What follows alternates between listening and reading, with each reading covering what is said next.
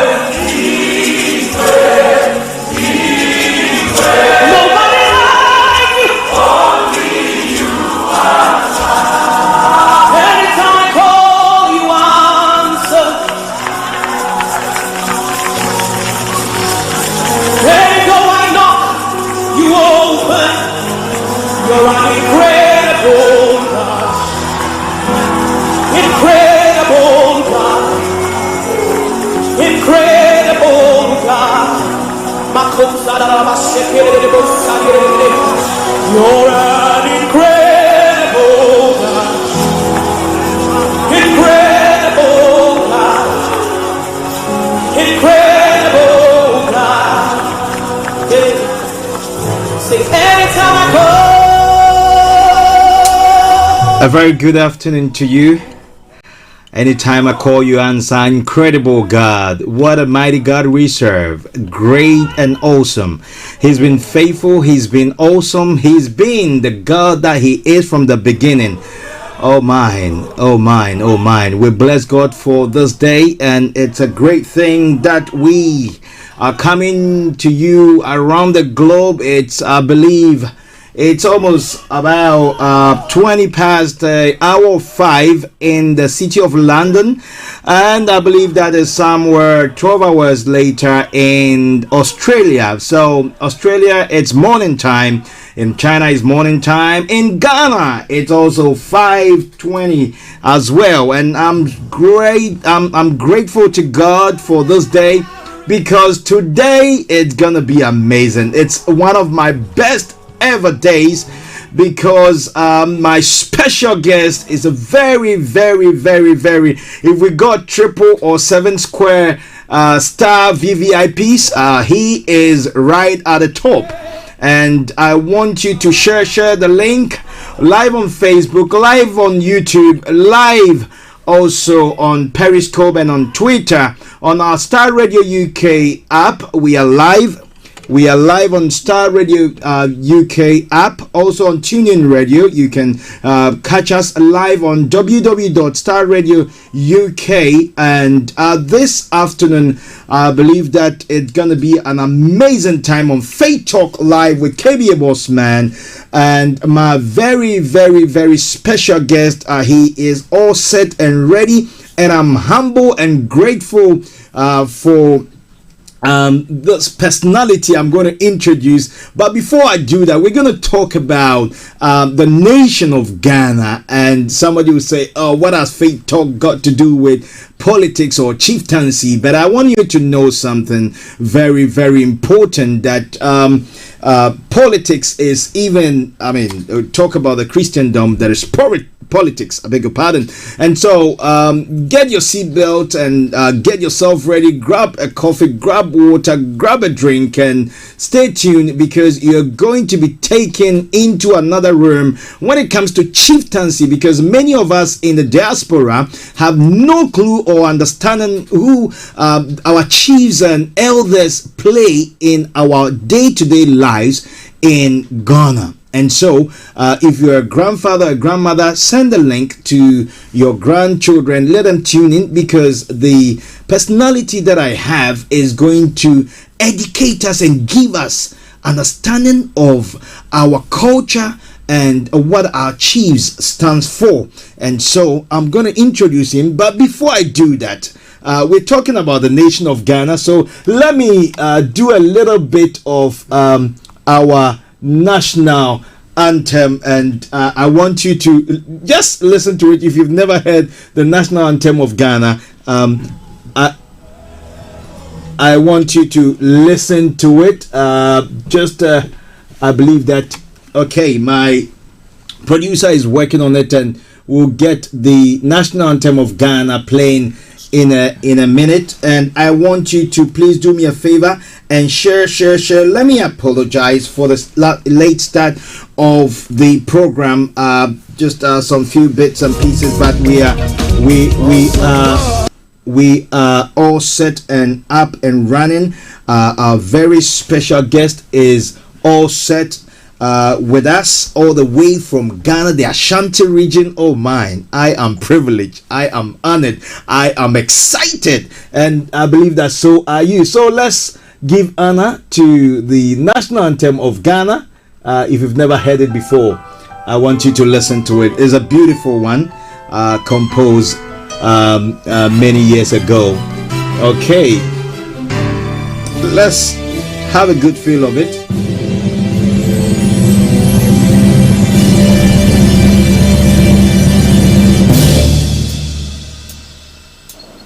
God bless our homeland. honor and make our nation great and strong, bold to defend forever the cause of freedom and of right. Fill our hearts with true humility, make us cherish fearless honesty, and help us to resist oppressors, rule with all our will and might forevermore, and help us to resist oppressors, rule with all our will and might forevermore.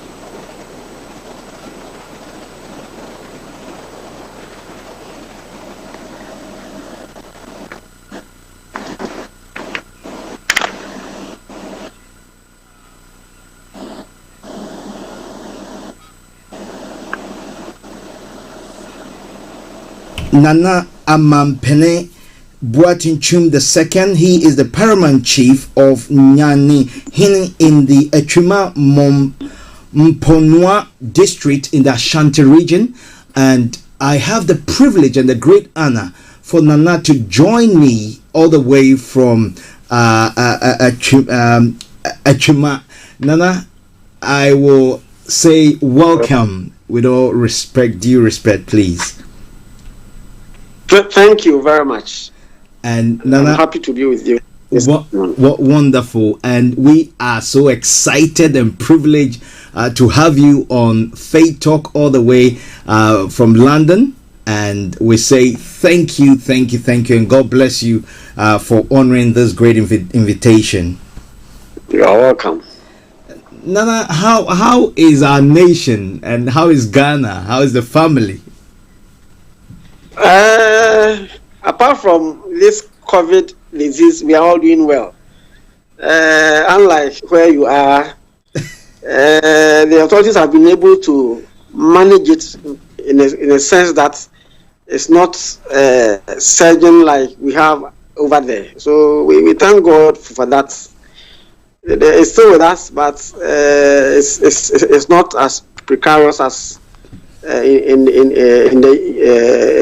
Europe and in the America, yeah.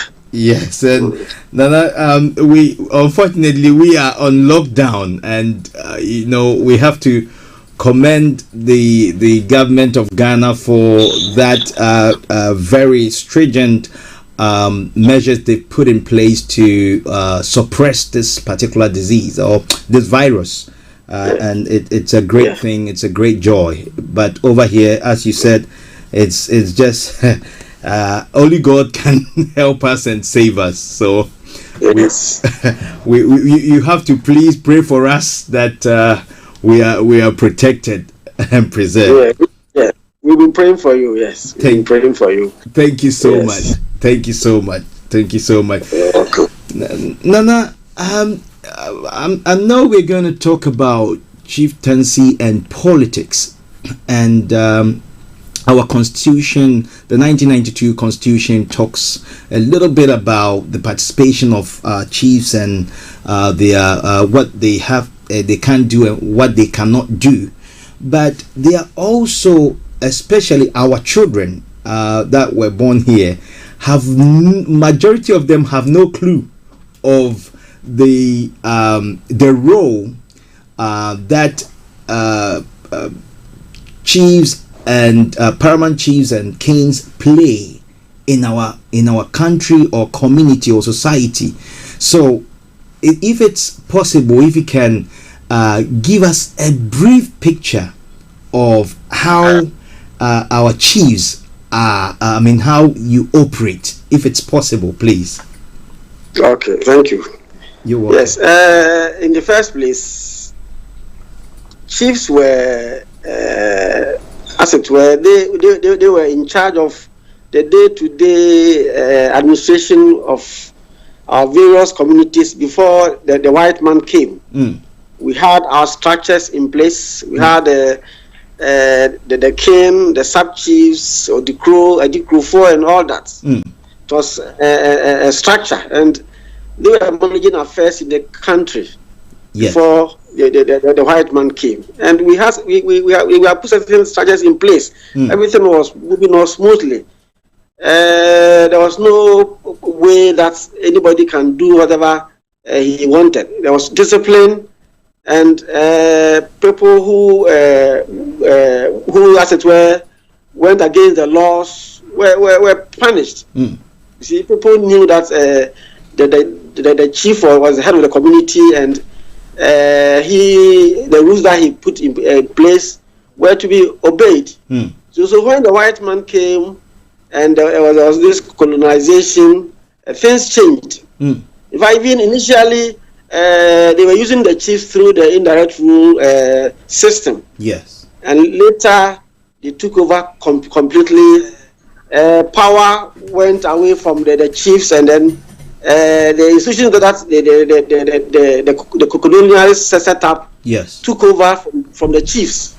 So, but still, when you go down, chiefs are still there. We manage the land. The land tenure system is basically in the hands of the chiefs. We adjudicate cases between individuals. We do a whole lot of things. Even then, even when there's a problem within the political elite, they resort to the chiefs. Since we are there, politicians will come and go, but chiefs will always be there. So it's like we are the last resort. If there's any problem on the land, the chiefs that are approached to ensure that there's peace on the land. So we still play a key role, notwithstanding the fact that our powers have been taken away from us by the establishment or the political system, as it were.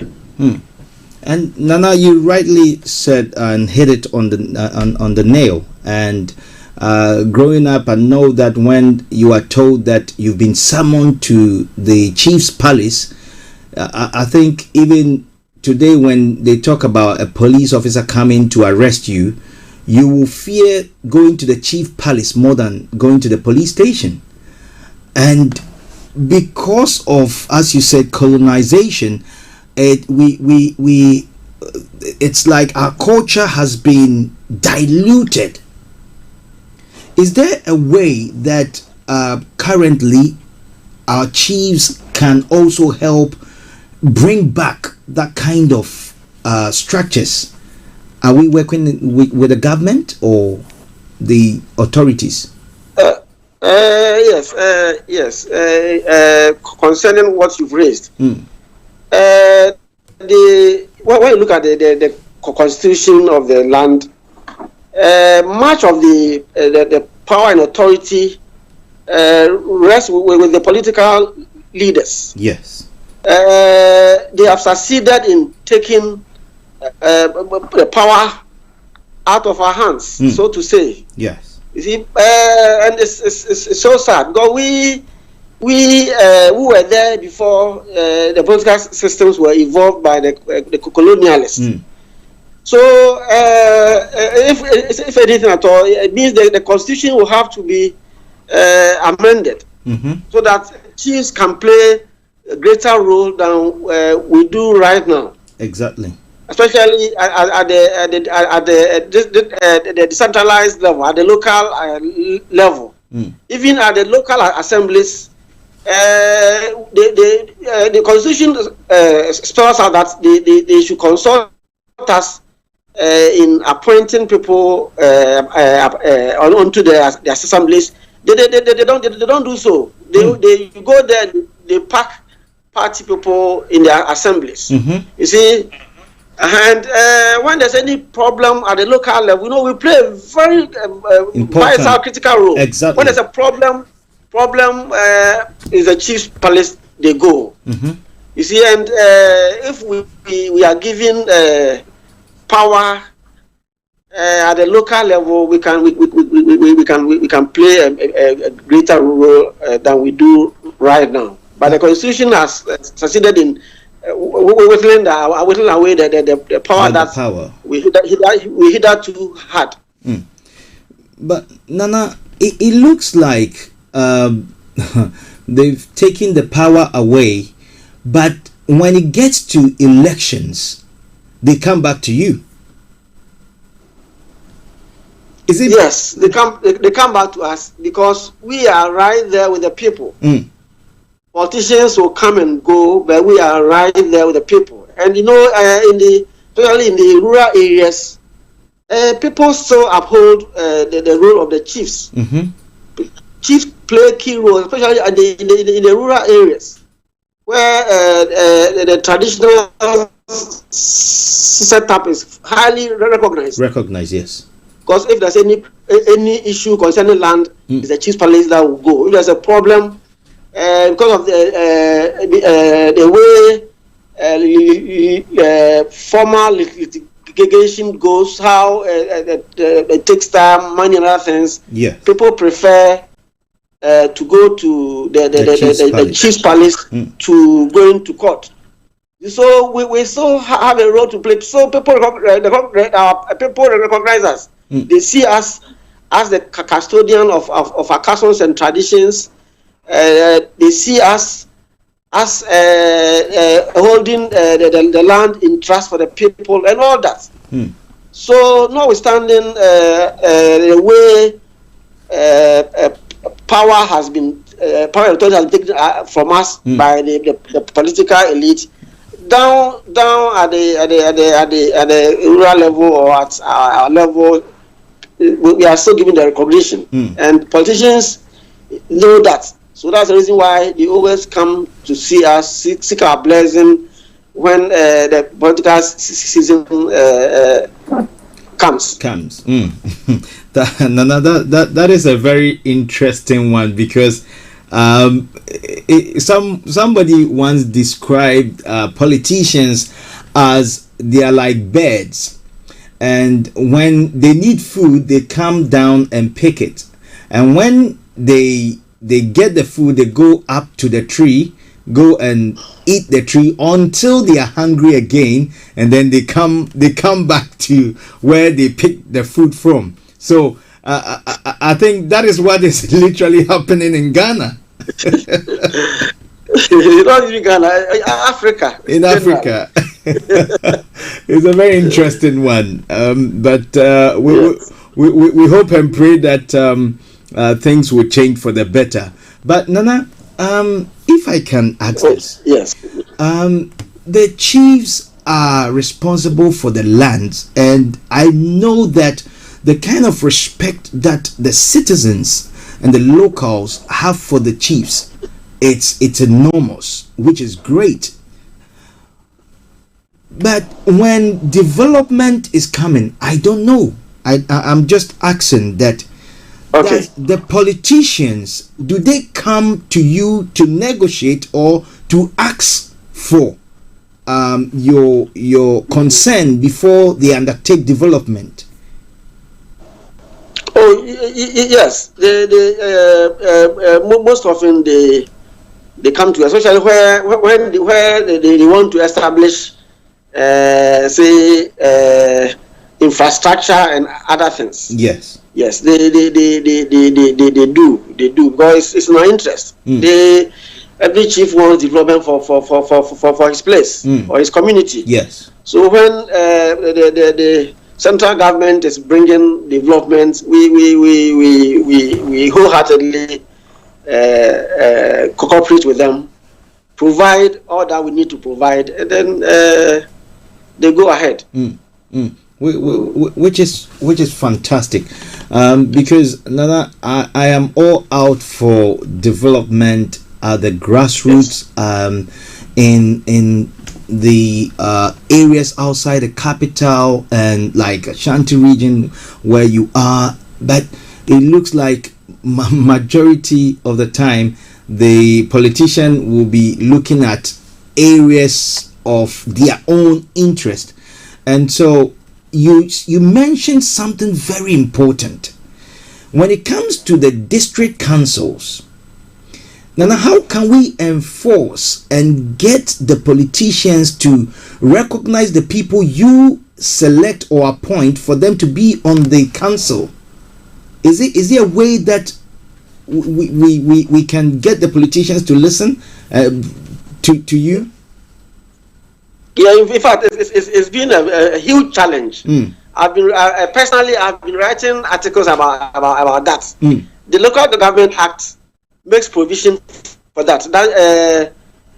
Each assembly should consult the traditional authority in appointing people to the assembly. You know, the rationale behind it is there are people who may not necessarily want to contest as assembly persons or as assemblymen or women, but they have the expertise that they can bring to bear on the activities of the assemblies. We have an accountant somewhere from the an engineer, a lawyer, a teacher, or whoever. Yes. Who come from the area and will be ready to share his or her expertise.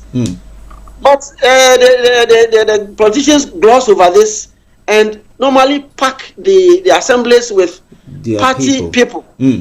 People who may not even have the knowledge, the level of education to be able to participate fully and contribute to discussions at the local level. Yes. You see, and you see, those are some of the things that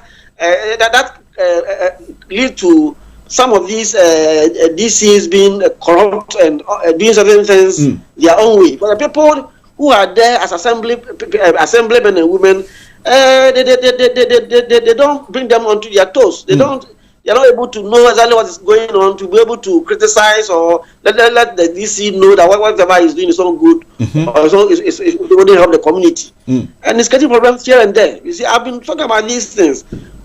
Parties come and go, and they all do the same thing. They don't involve us. I remember in Kumasi during the last assembly constitution, issues were raised. Even some of the chiefs boycotted the assembly with the reason that they gave them just a few places. For yes.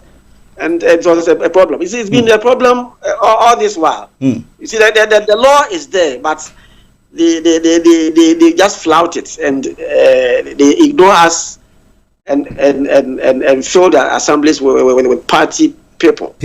Some of them even, excuse me to say, semi-illiterates or illiterates who don't have anything to offer when it comes to the discussions which will help bring the assembly to a higher level.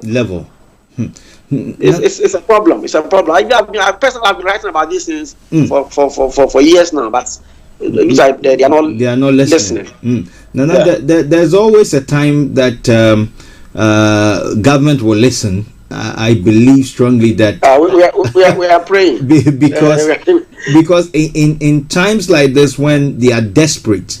During elections when they are desperate, if we can hold them to account,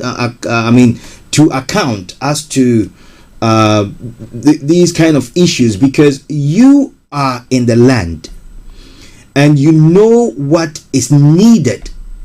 And I saw, I think I saw a video or something about one of the chiefs that reported some of the DCs in his area to the president, that they were not functioning properly. And I believe that if these things are brought up to them, and if Nananom can come together and raise it. The National House of Chiefs can come together and raise it, because if not, they will always take Nananom for granted and wait till elections time. They will come and do commissioning and cutting sword and try all tricks. I'm talking about all parties. All parties. And Nana, they take, I believe that they are taking Nananom for granted. Yeah. I believe so. I believe strongly. But there has to be a point, a cutoff point, where Nananom have to stand up and say, this is our land. And as you rightly said, Nananom were governing, and somebody came in to come and colonize and then split the powers. And so it's been going wayward or downward, but it has to come back. I believe strongly that we need to give powers to Nananom again, because this particular elections, this particular elections has opened our eyes to the fact that how important Nananom are. And so, Nana, I don't know your take on what I'm saying, though. Oh yes, I agree with you. I agree with you. But it's not the best, you see. And I think, as you said, the National House of Chiefs have to be up and doing. Yes. You see,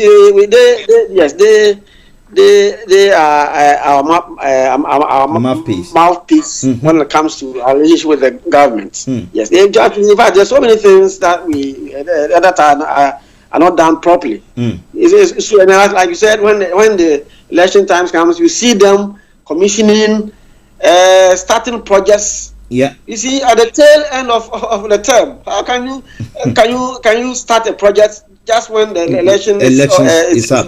Yes, election time. So we need to tell them as it is, because there are certain things that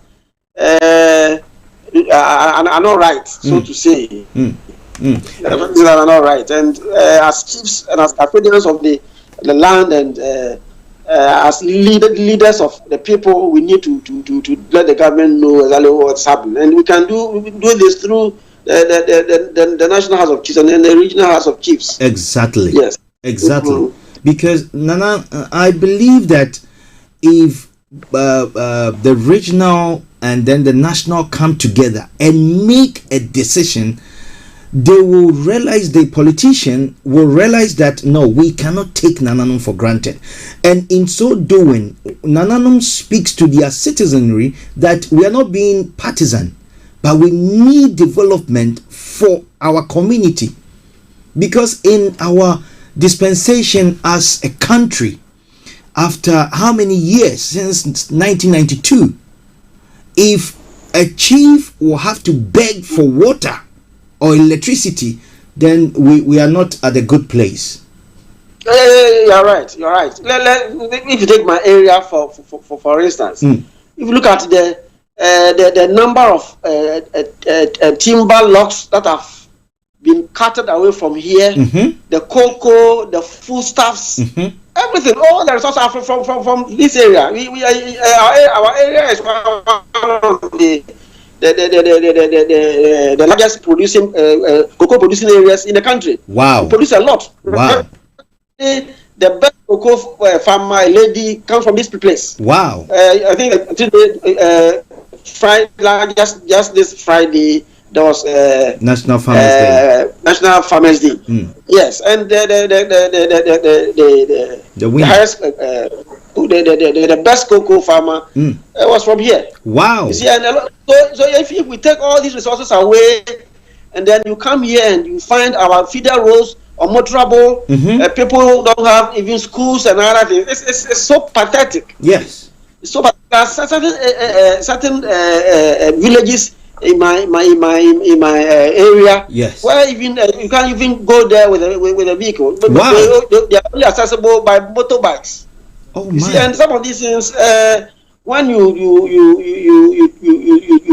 talk aloud, people think, hey, probably you are against the government. You are against the government. Then the one issue is some of our people too are so fanatical about politics that At times, they even they shift their allegiance to the parties, to the parties, to the detriment of the traditional authority. If they know our problems, but when you talk a lot about it, they'll think that, oh, probably you are against the government, which is not so. You see, they know. I remember last Friday, we had a district Farmers Day in one of the villages, and the road was very bad. It was very bad. Very short distance, and it took us over an hour to get there. So I was asking, politicians were there, happy, they were making, they were campaigning and all that. Well, the roads are bad, in a bad state. Looking at the resources that we take from this area. In fact, it's pathetic. But power is with them, and you speak your mind, you talk about it. The decision is theirs. There's nothing much that you can do. Nana. So that is the situation we find ourselves in now. Thank you so much, Nana. If you just join us, you're on Faith Talk Live, and this very afternoon, and from this week till even the 13th of December, we're going to be looking into the politics of Ghana, the upcoming elections, and we're talking to all stakeholders, the politicians. But today, we have the privilege of talking to the elders of the land. They are the leaders. They are the first custodians of the land, and many at times and for years they've been overlooked and they've been neglected. But when it gets to elections, the politicians wants to go and bow. And I believe this is a time that we need to put an end to it. And so if you're listening to us, you're live on Star Radio UK, Faith Talk, and also we are, if you want to join us, you can contribute. You can send your questions in on Star Radio UK Facebook page, or Star TV UK Facebook page as well.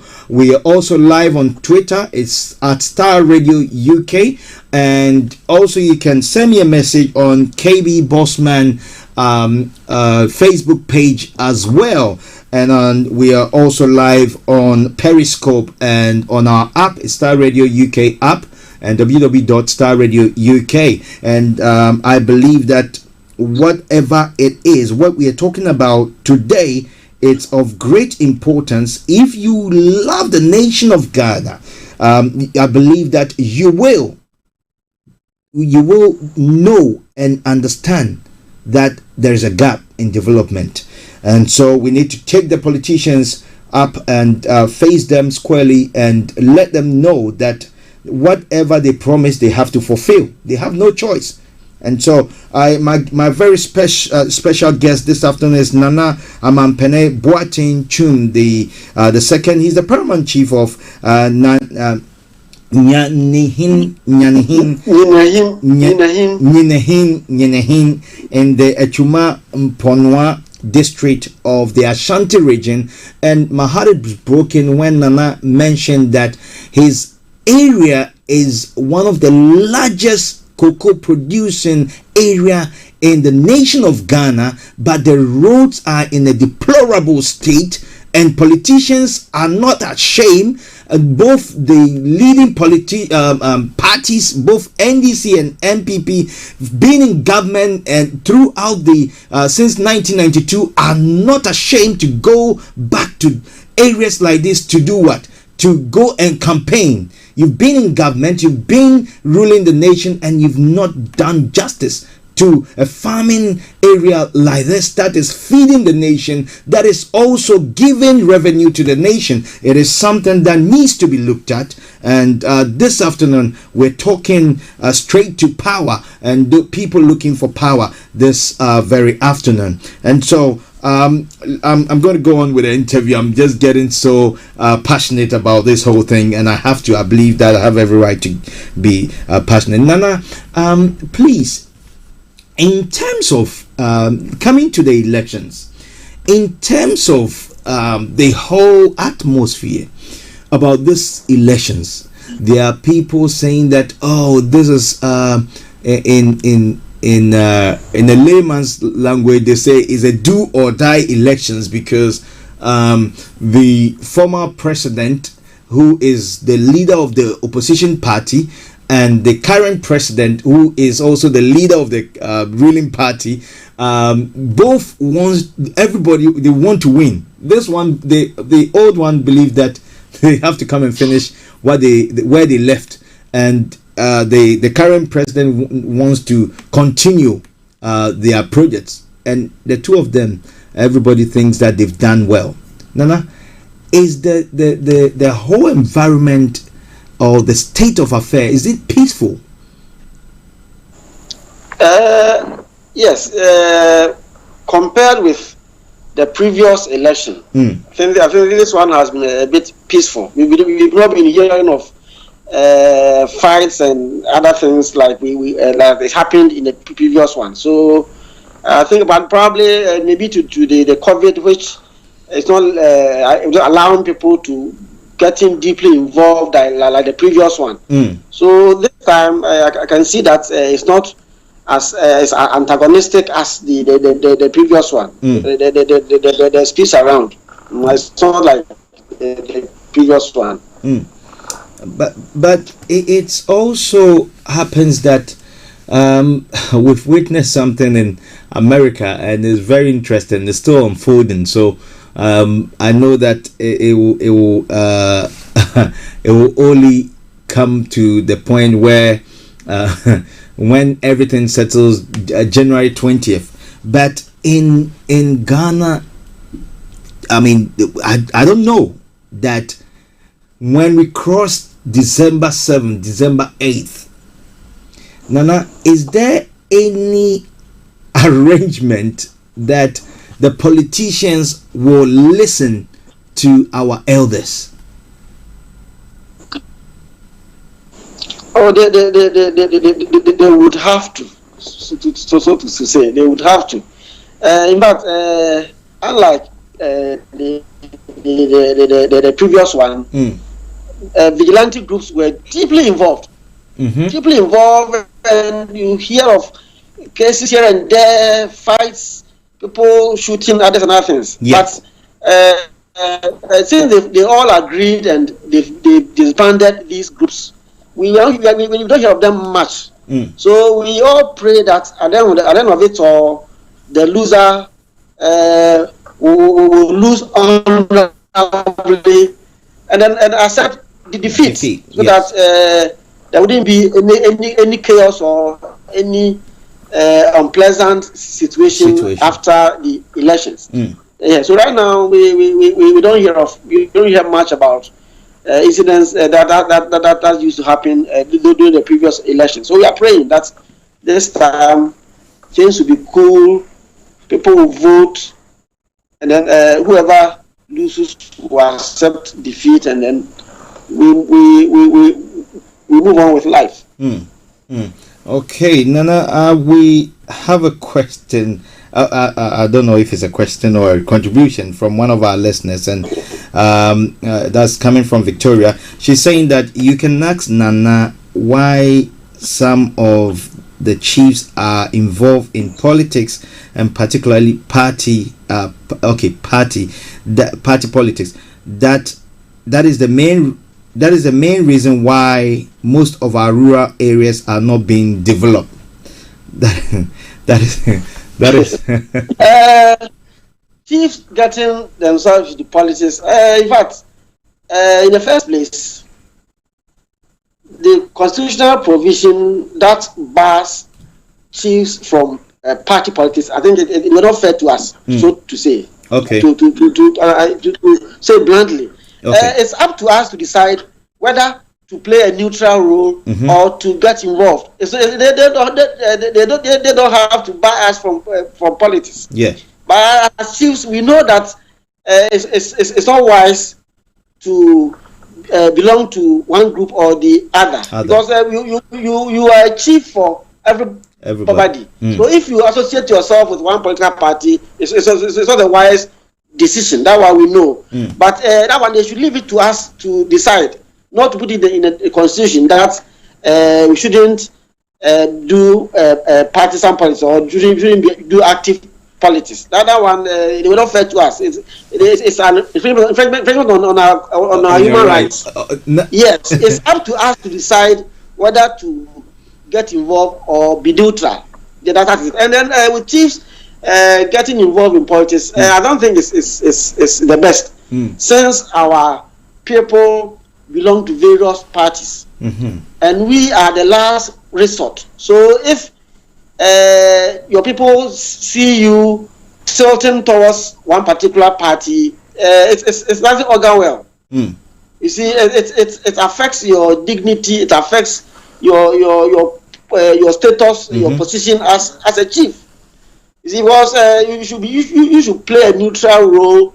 When things are not going on well, you can say it as it is. As it is, exactly. No matter the party that is in power. That is that is how we should be. We are there. We have the people behind us. The party people will come and go. We are always there. Always there. So if you align yourself with a particular party, it's not the best. It's dangerous.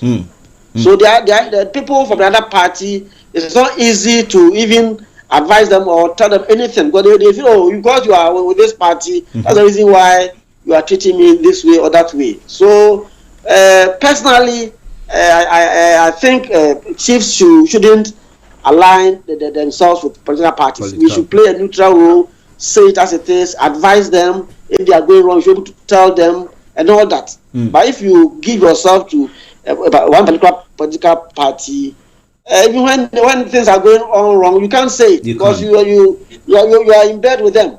You see, so that one personally, it's not a good choice to associate with one particular party.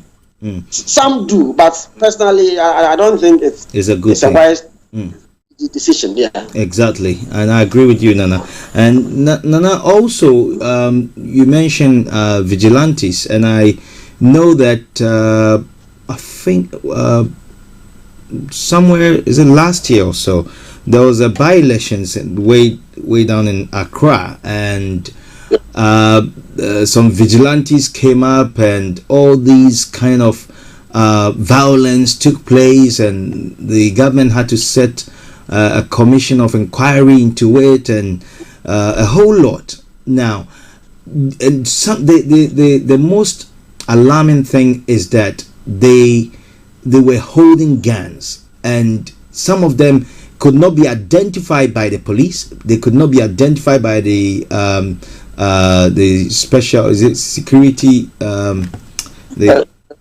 national security, and so these are the things that people are scared of for this should come up again, because they were holding live weapons, and where they get them nobody knows. And this is something that, Nana, I believe that the politicians do hear from, they listen to people like yourselves. So is there any advice that can be given to all the political parties before, during, and also after the elections, in terms of vigilantes? Yes, as I said earlier on, in fact, after that incident, people came up. So many people spoke against it. Some chiefs did, some clergymen and all that. And I think with that as hindsight, the politicians will advise themselves.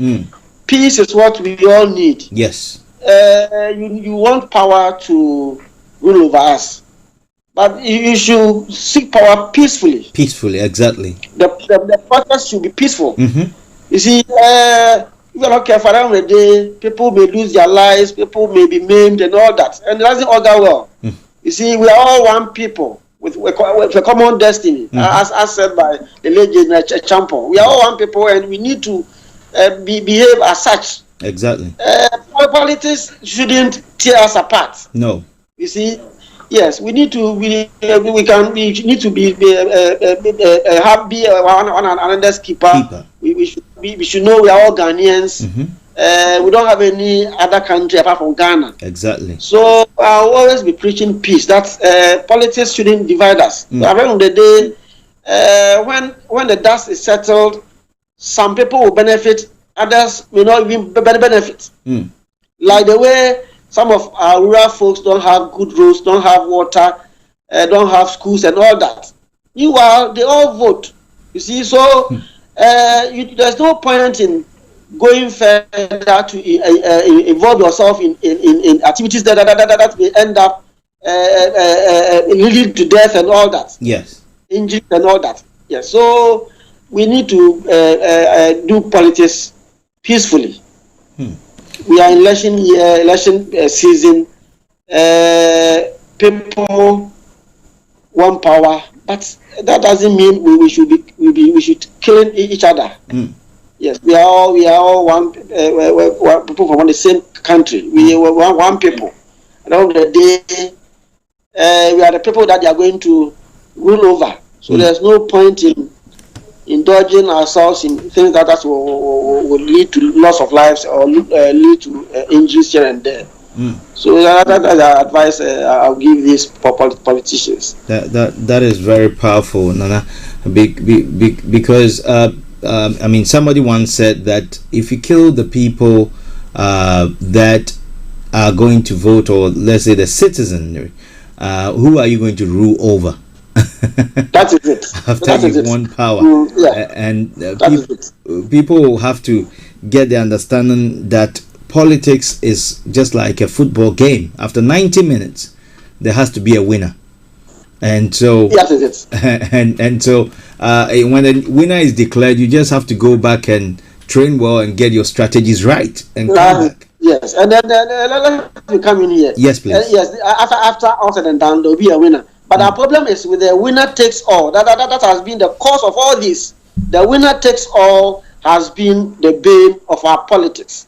People feel that we have power in terms of jobs, in terms of contracts. We fought, we have won, and it's our day. You see, exactly. That's also one cause of this conflict here and there. You see, the winner takes all is not helping us, and there's a need to look at it as a nation.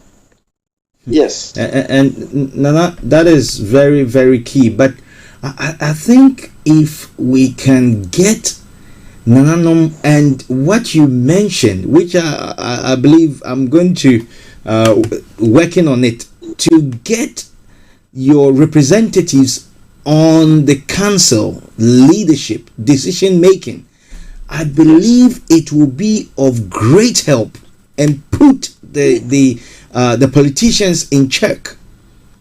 Absolutely.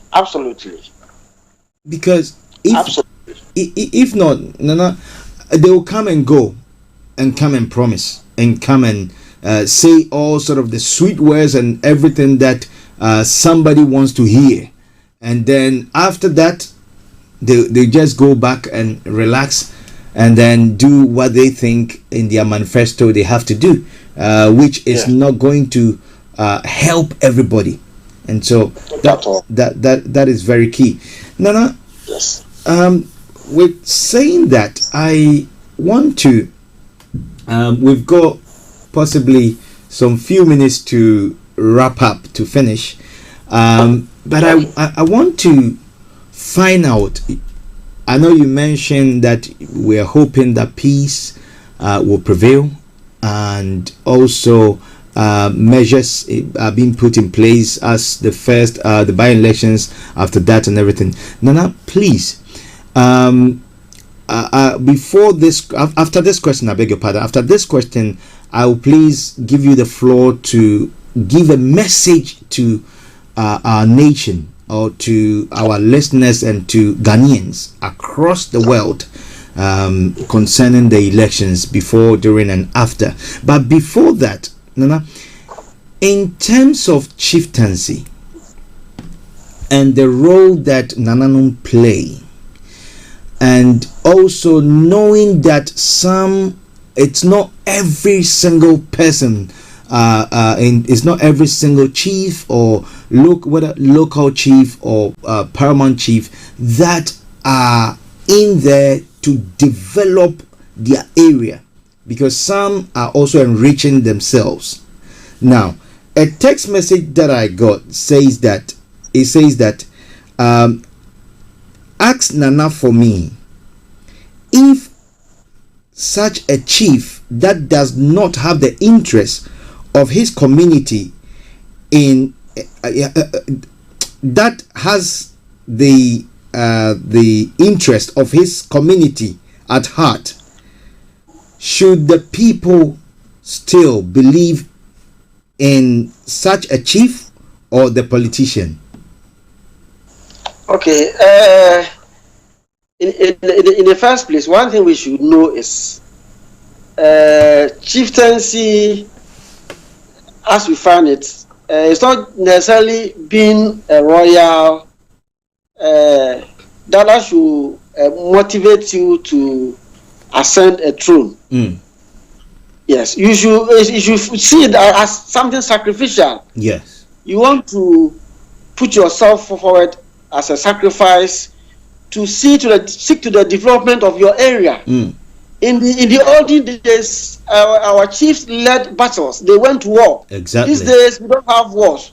What that we have is development. So if you are a chief, that should be your prime objective, to ensure that you improve upon the livelihood of the people that are under you. You see, but if you decide to be a chief just to enrich yourself, then you are a disservice to your people. You see, you become a chief purposely to help your people upbring themselves in terms of development, help your people to raise their standards of living. You see, but if you become a chief and your sole aim is to sell lands and make money, rich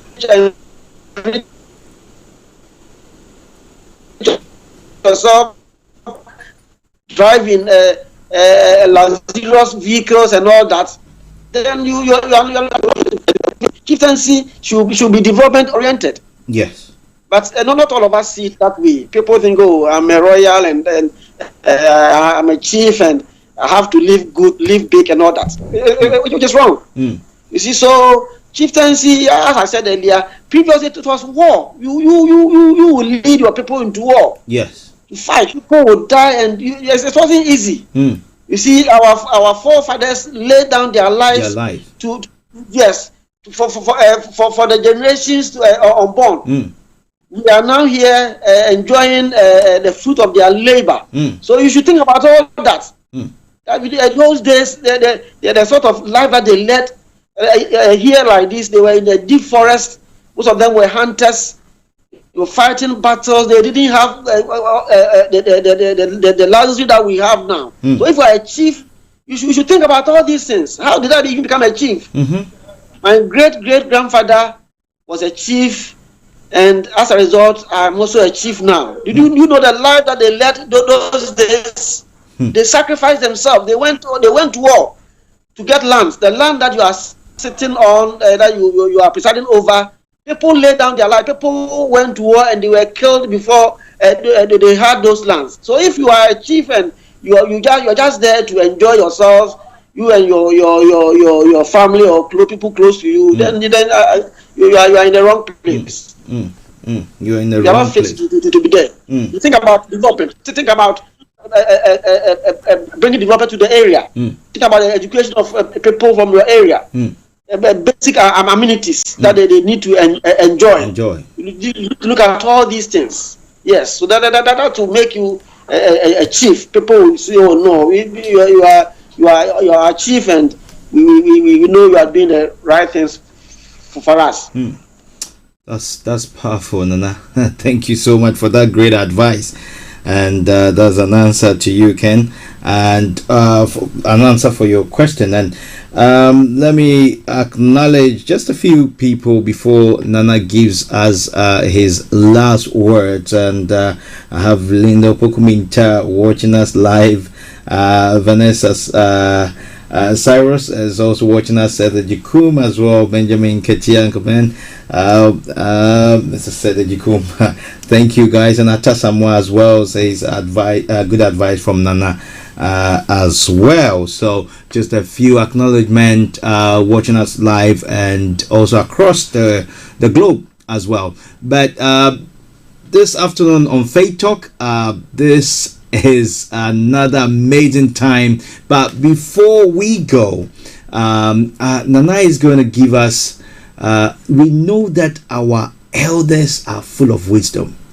And because sometimes we're in the diaspora, sometimes we've traveled and we believe we've studied and we've gone to school, we neglect. But I've realized, and it is very true, that we have wisdom from books. We have wisdom from God, wisdom from books, wisdom from the elders. Because there's a saying that what a young man or woman sees when they are on top of a house, an elder sits on a chair can see further. And so this very afternoon, please let us hear the message that Nana has for the nation of Ghana as we go to the polls, before, during, and after. And so, Nana, please, I open the floor that, please, if you can give us. Okay, thank you very much. We are in an election year now. Yes. And as we always say, we want peace.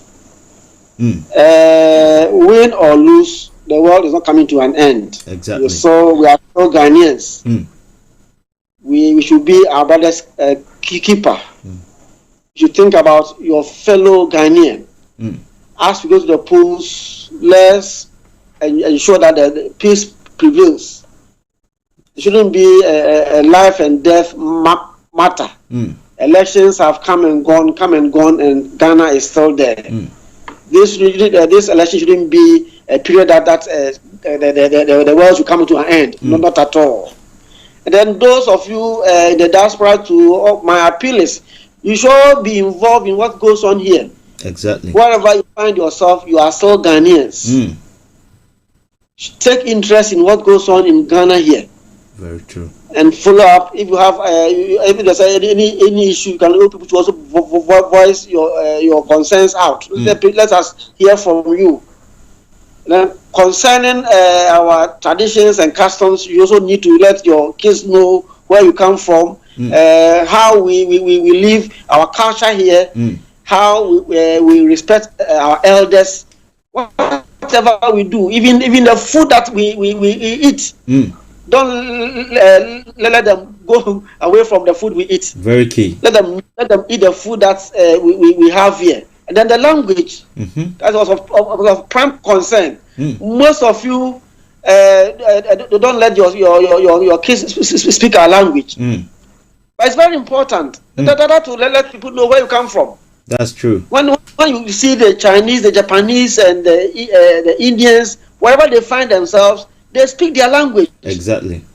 They uphold their culture. They let people know that we are from India, we are from China, we are from Japan. That is how we also be doing. But especially we from Ghana here, and especially Ashantis. Yes. We shouldn't forget our language. We should teach the basic things that we learn from our parents to our kids, especially the language. As for the English and other languages that they find themselves, by all means they will be able to speak. Exactly. But don't let them lose our language completely. So I think this is the piece of advice I can give right now.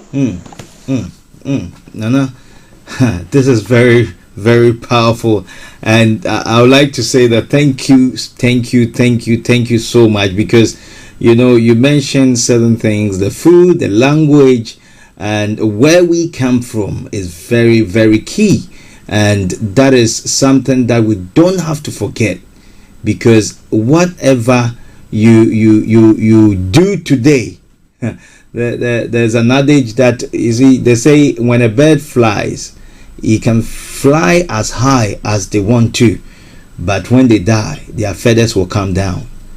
And so absolutely, yes, it's very, very, very key. And so, Nana, I think that we will have to book another time for you to educate us on the culture, on our culture, and how we can, because these days we do what we think is right, but our fathers and our elders they live longer than most of our generation. Oh yes, you know, and there are secrets to that. So we will have to book another time, possibly after the elections, and then we will have to learn about our culture and how we can also get some truth, nuggets of truth from it, because I know that based on last year when Ghana hosted the Year of Return, there are loads of the second generation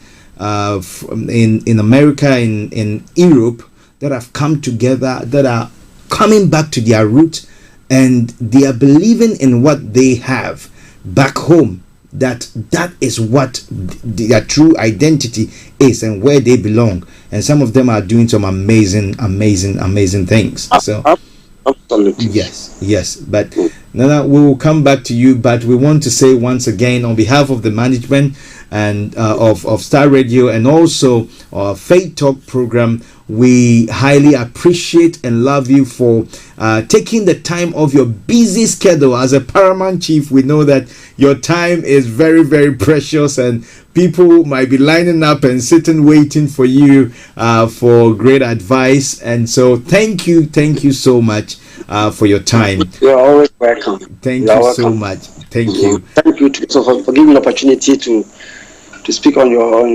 network. Very happy. You're welcome, Nana. It's a great privilege and an honor. Thank you so much. And thank you too. Thank you. So, listeners and viewers across the globe, you've been listening to Faith Talk, but you know what? I'm so excited. I've gone back to my roots, and I've been talking to not just any other person, but guess what? If you know who, I'm not that I'm trying to exalt him or anything, but I want you to know something, that our chiefs, our elders have that wisdom. He is the paramount chief of NYINAHIN in the Atwima Mponua district of the Ashanti region. That is His Majesty Nana Amanpene Boateng Twum the second. I've been talking to, and we've been talking about the elections piece, and also the role of the chiefs and the role of chiefs in development, and all this put together. You will realize that our chiefs play a vital role, and as some of the nuggets of truth and wisdom that Nana gave us is that he says that politicians will come and they will go. And so if you are following a politician, then please be advised that they are there today, but tomorrow they will not be there. But hey, for the next 5 weeks, do not mix. Faith Talk, 5 p.m. every Sunday. It's gonna get hotter. Next week, I'm going to host the politicians, both the leading political parties. I have somebody coming from NDC and another person coming from the NPP. Is gonna be hotter. It's gonna be a time of where they present their policies and their manifestos and what they've done, what they have achieved. Why should the citizens or the voters vote for them? So make a date next week. Oh my, 5 p.m. Sunday, and you don't want to miss it. It's going to be another blast. It's going to be another powerful time. And so make a date with us. And the week after, we're getting some political analysts and some think tank organizations, and we're getting also the clergy, the pastors, their role in politics. And then we'll come back again with the politicians and bring our chiefs back again. It's going to be amazing. So don't miss it. get glued to Starr Radio UK. We're giving you, and also the elections, we'll be covering it. It's going to be an amazing time. We'll be giving you live feeds from Ghana, all the way from Ghana, before, during, and after the elections. But tomorrow, 10 a.m. sharp, join Archie and the team, Frank Davis and Olayomi, as they present the morning show to you, and join us also live on the Property Hour show on Thursday, 7 p.m. to 8 p.m. We're going to be hosting the organizers of the Ghana Expo Property and Lifestyle Show, the virtual version this particular year because of the COVID, but it's going to be an amazing time. We're hosting Anna and Victoria Jacum. They are the organizers of the Ghana Expo Property and Lifestyle. We're hosting them. You've got to get glue if you want to build in Ghana, buy in Ghana, whatever it's got to do with property. This show, that particular show, is going to expose you to the opportunities. And also join us every Thursday, 7 to 8 p.m. Thank you for joining me this very evening. I'm so grateful for you to stick and stay with me. And also a big shout out to Mr. Frank David, our ever faithful producer, who makes sure that we bring you this program that you keep enjoying, keep us sharing. And you can also download and listen to it again, play it to your kids. There's nuggets of truth in there on our podcast. Get on to www.starradio.uk, and I believe that you'll be able to listen to it again. And thank you once again. A big shout out to you, Joe and Inshura, and also Mo and Chris, and also Keisha and Jaden, and Frank and Princess and Alexis, all the way in Atlanta, Georgia. And to all the kids, I say have a very good afternoon or good evening. Thank you for joining. God bless. No stress, nothing less. And I'm KBA Bossman. Thank you for joining me.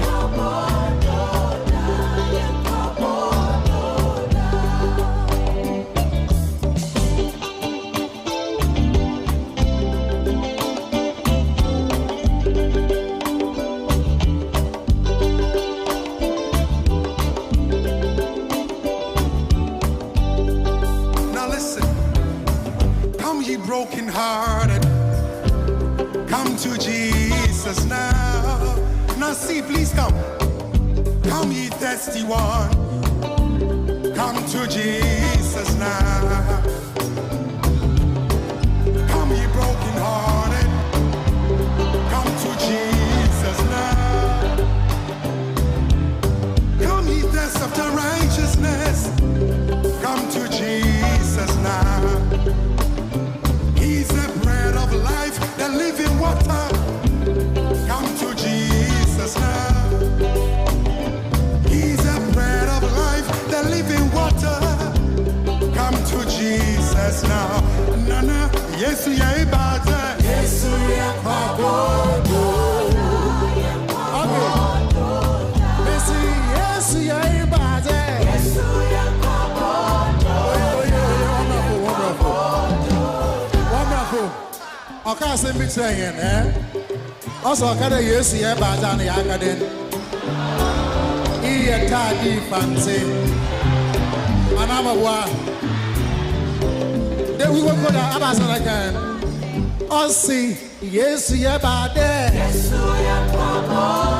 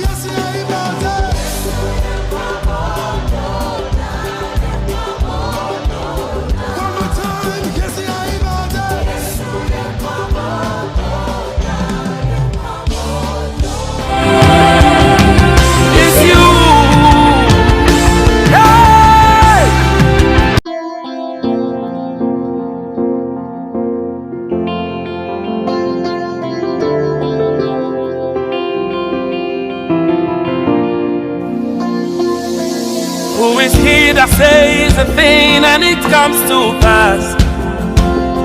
Yahweh, it's you. Who is he that holds the heavens without no single pillar holding it? Yahweh, it's you. Who is he that went to the grave and the grave couldn't keep him? Yahweh, it's you. Who is he that sees the secret tears that I cry? Yahweh, it's you. Yahweh,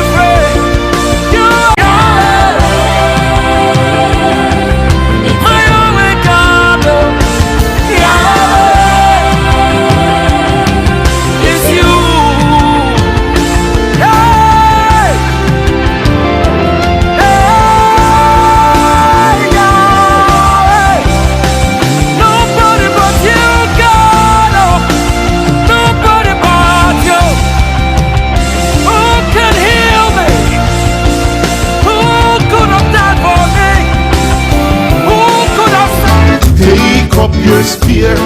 No weapon formed against me shall prosper. One more time, listen. Plead my cause, oh Lord, with those who strive with me. Fight against those who fight against me. Hey, hey, take up your sword, Lord. Take up your shield. No weapon formed against me shall prosper. Christian, come now. Step on the enemy, step on the enemy. Crush the serpent, trample the dragon. Under my feet, in under my feet. Under my feet, say him under my feet. Step on the enemy, step on the enemy. Crush the serpent, trample the dragon. Under my feet, in under my feet. Under my feet, say him under my feet. Hey, hey, come on. Step on the serpent. The Lord is my light and my salvation. Tell me whom shall I fear? Hey, hey, the Lord is my strength, the strength of my life. Tell me whom shall I fear?